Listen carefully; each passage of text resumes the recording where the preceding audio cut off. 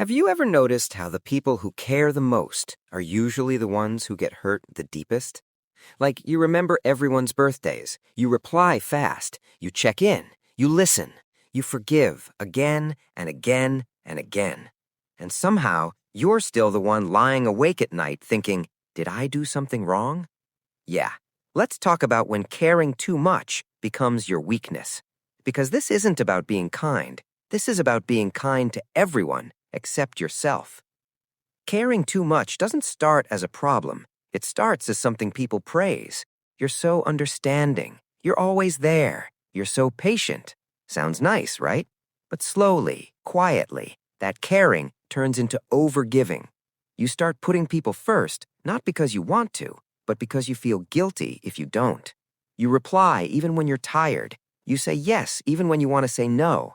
You explain yourself to people who barely listen, and somehow, caring turns into a full-time, unpaid job. Here's a real-life example. You're upset, but instead of saying it, you say, "It's okay." Not because it's okay, but because you don't want to make things awkward, or hurt their feelings, or start a conversation that might make them uncomfortable. So you swallow your emotions like expired medicine, and hope it doesn't affect you later. Spoiler alert, it does. People who care too much often believe one dangerous lie. If I just care a little more, things will get better. So they give more chances, more explanations, more energy, more love. But here's the problem. Some people don't see your caring as kindness. They see it as availability. And availability without boundaries gets abused. Not always intentionally, but consistently. Let's add a little humor before this gets too real. Caring too much is like lending your charger to everyone and ending up with 2% battery yourself. And somehow, you're the one apologizing.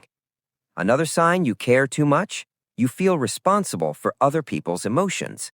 If they're sad, you feel guilty. If they're distant, you overthink. If they're upset, you assume it's your fault. You become an emotional firefighter, running to put out everyone else's fires while your own house is quietly burning. And the worst part? People rarely ask how you're doing. They assume you're fine, because you always are, until you're not. Caring too much often comes from a good place. Maybe you grew up learning that love meant sacrifice, that being needed meant being valuable, that keeping peace was more important than being honest. So you learned to adjust, to stay quiet, to be easy to deal with. But being easy to deal with often means people deal over you. Here's the truth most people don't tell you. Caring becomes a weakness the moment it costs you your peace. When you start ignoring your needs, when you start lowering your standards, when you start accepting less than you deserve just to keep someone around, that's not love, that's self-abandonment, and no relationship is worth that price. So how do you stop caring too much without becoming cold? You don't stop caring, you start caring wisely. You learn that saying no doesn't make you selfish. Silence doesn't mean you're rude. Boundaries don't make you difficult. They make you healthy. You stop explaining yourself to people who never try to understand you. You stop overgiving to people who only take. You stop proving your worth through exhaustion. Here's a powerful shift. Instead of asking, how can I make them comfortable? Ask, how does this make me feel? If caring about someone constantly makes you anxious, drained, or insecure, that's not connection. That's emotional imbalance.